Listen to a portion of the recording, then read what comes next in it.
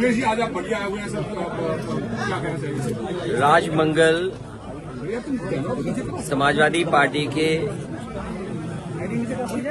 जिलाध्यक्ष तो थे ही,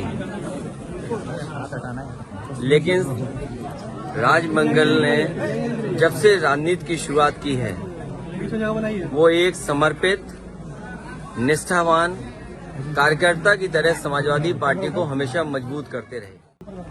इतने कम समय में उन्होंने जो व्यवहार बनाया, जिस तरह का संपर्क जोड़ा उन्होंने, और परिवार का साथ लेकर के पार्टी को और ऊंचाई तक पहुंचाने का लगातार वो प्रयास करते रहे। हम दुखी हैं, समाजवादी पार्टी पूरा साथ है उनके परिवार के साथ, और मैं श्रद्धांजलि भी देता हूं और याद करता हूं कि ऐसा समर्पित कार्यकर्ता अब मिल पाना मुश्किल है।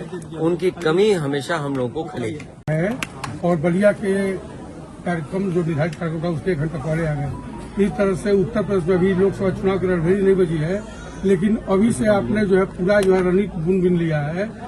तो एक तरफ आप इतना तेजी दिखा रहे हैं, पूरे प्रदेश को मथने में जुटे हुए दिन रात, लेकिन दूसरी तरफ इंडिया गठबंधन तो आज तक न्यूनतम साझा कार्यक्रम हो कर पाई, न सीट शेयरिंग हो पाया।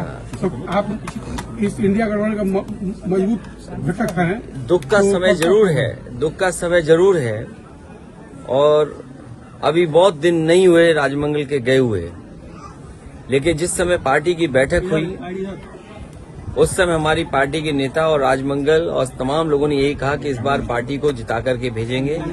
जहां जहां बलिया के लोगों की जिम्मेदारी होगी उन लोकसभाओं को जिताने का काम करेंगे। जहां तक गठबंधन का सवाल है, गठबंधन में पूरी जिम्मेदारी के साथ समाजवादी पार्टी साथ है।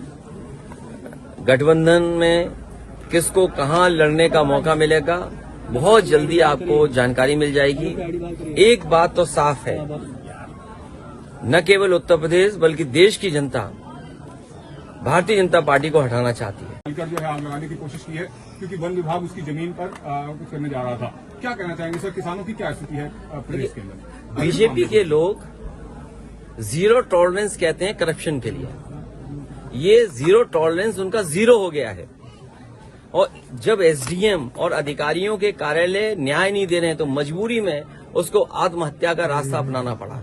अगर कोई दोषी है उसके लिए तो वो भारतीय जनता पार्टी की सरकार के लोगों, और केवल मेरठ में एक किसान की आत्महत्या का सवाल नहीं है, उसके साथ साथ एक दलित और पिछड़े वर्ग के लोगों की किस तरह पिटाई की गई, एक बहुजन समाज के सभासद की किस तरह मंत्री ने और विधायक ने पिटाई की।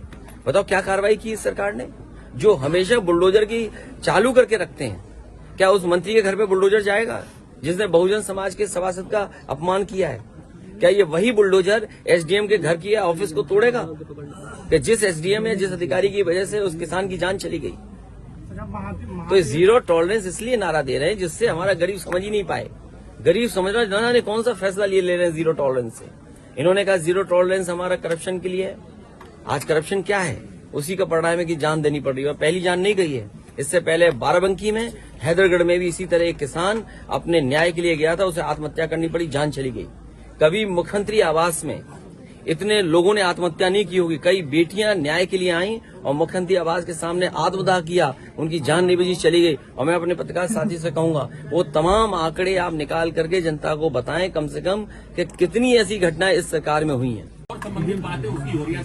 वो बात इसलिए नहीं हो रही है क्योंकि जब मुख्यमंत्री जी खुद ही कहते हैं 46 में 56, उन्हें गिनती की जानकारी कम है। उनसे सवाल पूछो, कुछ जवाब देते हैं कुछ।